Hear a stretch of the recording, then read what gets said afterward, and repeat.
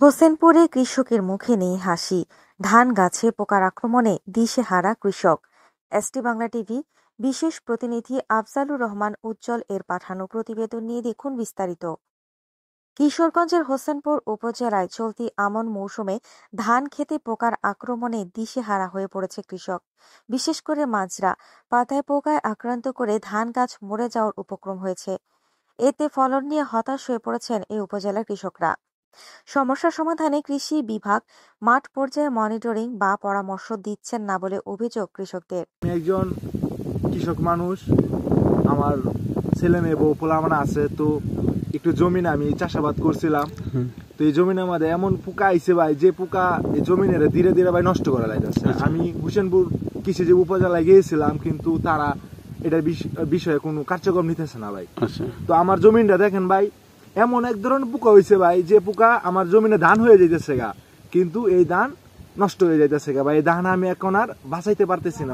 সরেজমিনে উপজেলার পুমদি ইউনিয়নের জগতল গ্রাম, গোবিন্দপুর ইউনিয়নের দক্ষিণ গোবিন্দপুর, শীদলা ইউনিয়নের বালুয়া পুকুর পাড়, নামা শীদলা ঘুরে দেখা গেছে একই চিত্র। হোসেনপুর উপজেলার আশেপাশে এলাকায় একের পর এক জমিতে মাজরা পোকার আক্রমণে ফলন্ত ধানের গাছগুলো মরা ও সাদা বর্ণ ধারণ করেছে। জমির প্রায় 1/3 ধান গাছ এভাবে আক্রান্ত হয়েছে।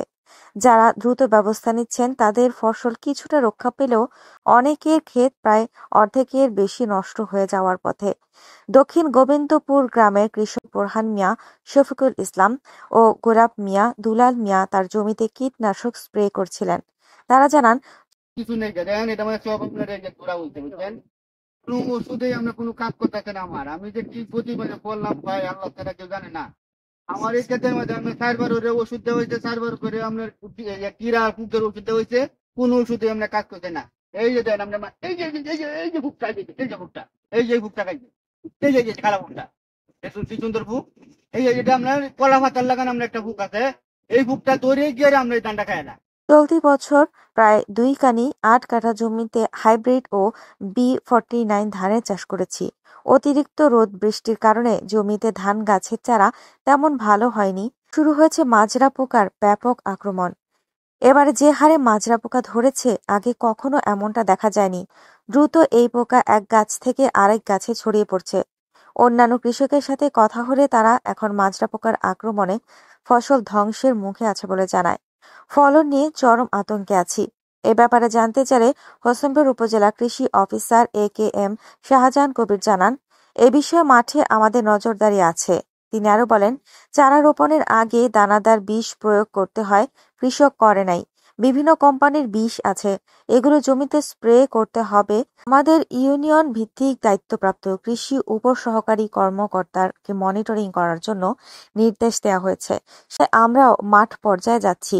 কৃষকদের পরামর্শ বিষয়ে বলেন, আমরা তাদের পার্চিং পদ্ধতি, ওই ডালে পাখি বসে পোকাগুলোকে খেয়ে ফেলবে। পাশাপাশি জমিতে কীটনাশক স্প্রে করারও পরামর্শ দিচ্ছি। এ বিষয়ে উপ কৃষি কর্মকর্তা এনায়েত হোসেন হোসেনপুরের গ্রাম বাজার সহ বিভিন্ন বাজারে বিষের দোকানগুলিতে বলে দিয়েছি, কৃষক আসলে কি বিষ দেবে।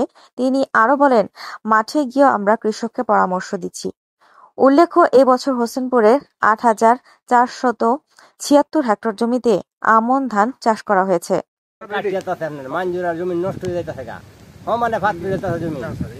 এখন কি করা, কি বন্দোবস্ত করা, এটা একটা আপনারা হোসেনপুর কৃষি অফিস থেকে খবর লয় না? যে কেউ আইয়ে না, তো ফিল্ড অফিসার আসে না? জি না। আমার সাইকেলটা কি খায়া মুতা মারিয়ালছে, ওষুধ দিছি, ওষুধেও কিন্তু কাজ চলে না। হোসেনপুরে কৃষি অফিসার তারাও কিন্তু এটার তথ্য লয় না।